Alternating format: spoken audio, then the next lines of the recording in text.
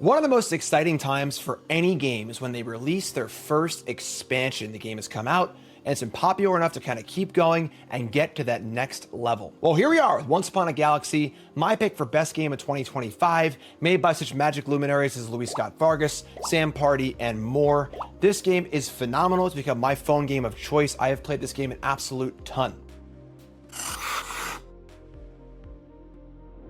If you're unfamiliar, Once Upon a Galaxy is an asynchronous, stripped down, super fun auto battler where you draft and play auto battle style in kind of quick asynchronous games. It's on your phone, it's free to play, it's super fun, and they don't harass you like most free to play games do with ads everywhere and so on and so forth. It's great. I absolutely adore this game. You can see me playing more of it on an earlier video I did going over the basics of the game, but this video is going to be a set review for their new set, Candylar, which is a bunch of new cards and new captains, most of which is free, which is really, really cool. So let's jump right into the set review. This is a sponsored video. Big thanks to them for sponsoring me here, but I'm not lying to you. I play this game a freaking ton, and you'll see me on all the time as Jim DMTG. So let's get to our set review, look at all these new captains, cards, units, and more. So first up, the biggest thing is we have new captains. There's going to be 8 new captains overall in this set to join the 20 or 30 captains that are already in the game. These are like your legends and like your legend power and give you some sort of effect that affects how you play the game. I got 2 of them here to show you. The rest you got to wait and see when the set actually comes out.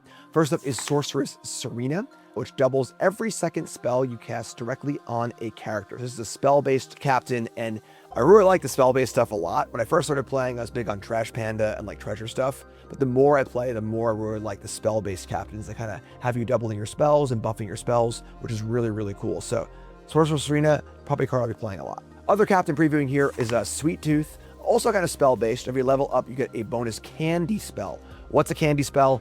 More on that in a little bit. Candy is like a subtype of spells you can get if you are playing any candy cards in your deck or any candy captain. There are candy characters and then also candy spells, and they have a cool mechanic we'll see in just a second. But not just yet. Our first character here is Barbossa.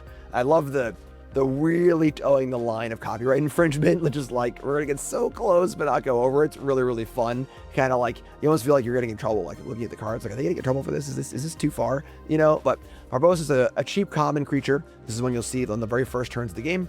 Every one of your pirates attacks, Barbossa gets a buff, which is kind of cool actually. So you can put it in the back row and allow your early pirates to attack and then buff Barbossa up. So Barbossa is pretty cool, also counts itself, which is very, very nice. Next up is another early game common creature, Dastardly Spirit, 2 power, 2 toughness. Whenever you recruit it, it pumps all the villains in your shop. I'm kind of happy for this because I found the villain and hero archetypes in the game to be a little underpowered. I feel like the captains don't do super well with them. I feel like whenever I'm trying to do villains or heroes, I'm not like super thrilled about it. So seeing more support for that is awesome. It's a nice little bonus here and pretty well sized for an early game common creature. Also important to note that it's also a Fae. So if your effects that can pump Fae can pump this, and this can pump your villains for more sweet synergy. And on the other side of the ball, we have Friendly Spirit. And I love the mirroring here. The same exact card, but for heroes instead of villains. So a little mirroring here is fun. And again, a little extra buff for the hero and villain archetypes because frankly, they kind of need it, I think, in this game. Next up is an uncommon creature with a new kind of quest. So every quest card in the game so far has a quest. And when you do so, you get to draft a random treasure of the same rarity. Well, this is a new mechanic called Treasure Find,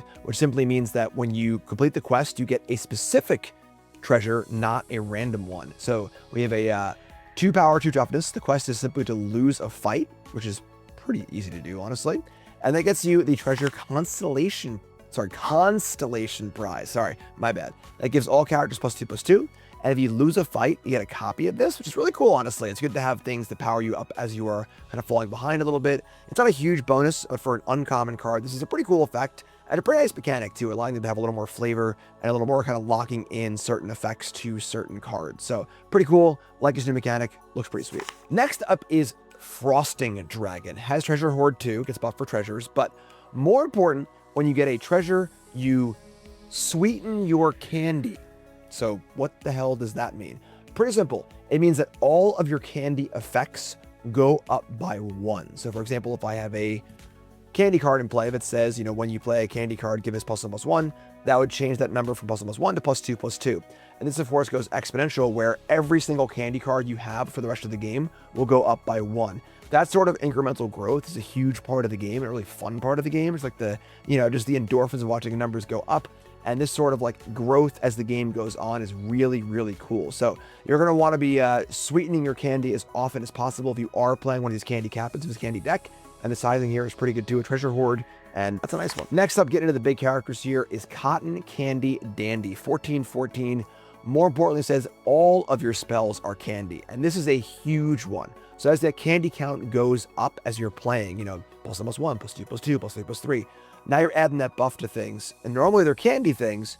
This makes all your spells candy. So your global pump effects like All for One, or other ones I can't think of a name of right now, that pump all of your creatures, will get a mega buff. So rather than +1 to all your creatures, it'll be +5/+5, +6/+6. And that's why I like the spell deck so much, with Plunder Penny being able to make all your spells bigger. So this is a really, really cool one. I think it's going to be a linchpin of these candy decks. The other big legendary candy card is Jellyton. And while it looks silly as a 1/1, this has +1/+1 for each of your candy characters that were KO'd this game. Now, of course, almost all of your characters get KO'd in almost every round, so that's a ton.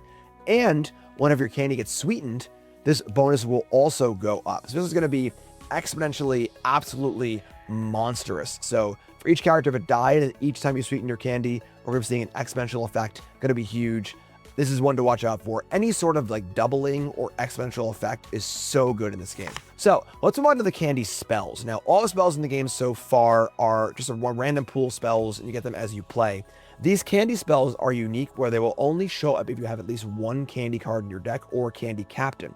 Cinnamon Roll says, I love cinnamon rolls, get a bonus shop and sweeten your candies. This is great. So any spell that gives you a bonus shop is kind of a free roll, where you only get 2 shops per buy phase typically, but when you get a card off of that and still get another shop, really, really powerful. And of course, sweetening your candy means all your candy effects go up by 1, which is a huge deal for all your candy cards as well as your candy spells. Concentrate is even simpler. No bonus shop, but sweeten your candy twice. Again, that sweetening effect, that doubling effect, that exponential effect is going to be really, really powerful. Next up is Sugar and Spice, an uncommon candy spell, so see it a little more often.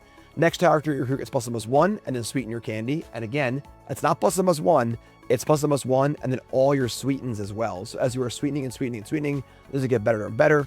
And I like the spells like this that increase your bonuses when you don't have a card you want to buy that much. You can just take this thing and improve your next spell, which is really, really cool. And lastly, we have the Epic Candy spell. You meet in a bakery, get a random character of your shop's rarity, and give it +1/+1. So again, this is really cool because this can give a very large buff. Remember, it's not +1/+1, it's all the times you've been sweetened. This is an epic spell, you'll see it later in the game.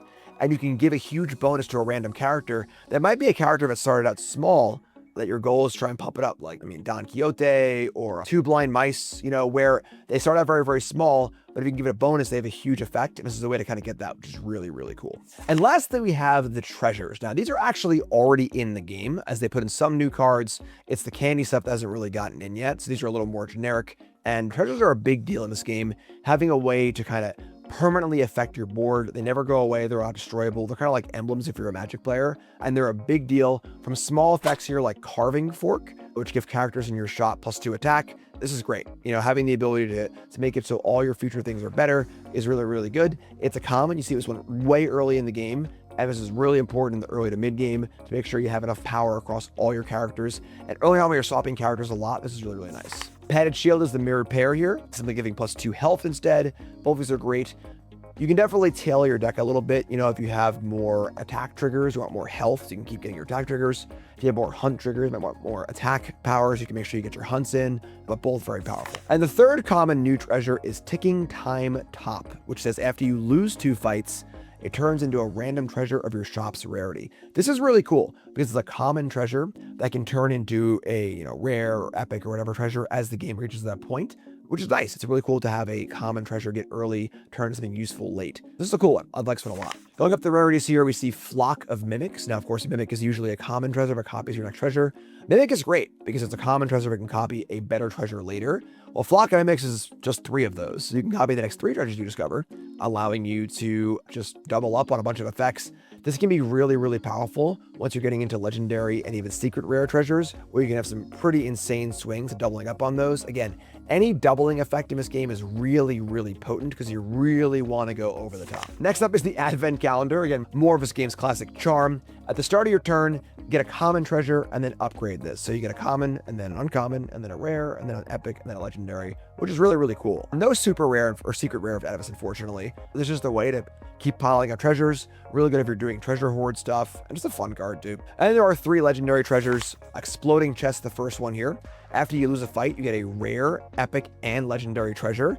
Pretty big deal. A little scary if you're like down to like a heart or a half heart and you're like, about to lose the game, but really good in the mid game or the late game where you can get a lot of great treasures from one card. They are randoms. They might not be super tailored to your deck, but it's a lot of volume. And again, very good with treasure hoard. Then we have Mysterious Map, one of my favorite new treasures.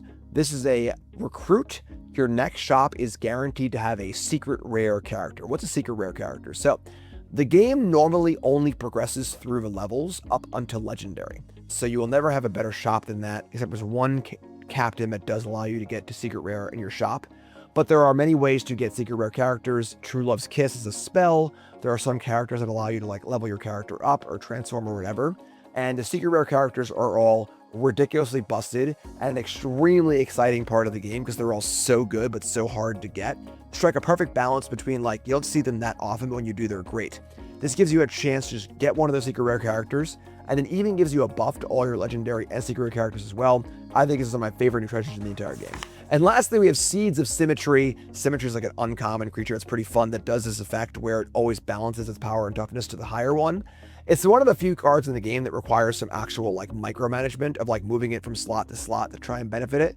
Well, this treasure will just do it with all of your cards. So if you're playing a deck that has a pretty high disparity between power and toughness, maybe you have a lot of buffs for toughness or power, this can equal that out and provide a lot of effect, but it's only really going to be good if you are in that space. So there you have it, a nice little taste of Candylar, Once Upon a Galaxy's new set. Of course, you can download the game right now for free. Please use the link in the chat description. They do sponsor me, of course, and your support makes videos like this possible and my content possible. And this is like an absolute home run, folks. This game is gas. Again, I play it all the time, so it's a sick 2-for-1. You get to find your best favorite new game and also support your content creator, which is great. And check out the new cards. They're on there already. Again, most of them are available for free. Some are premium pass purchases or whatever. Check those out too. You can have an absolute ton of fun without spending a penny. And if you like the game, support the content, support the game as well. So thanks again. Appreciate it so much. Like, comment, subscribe, enjoy, and I'll see you next time.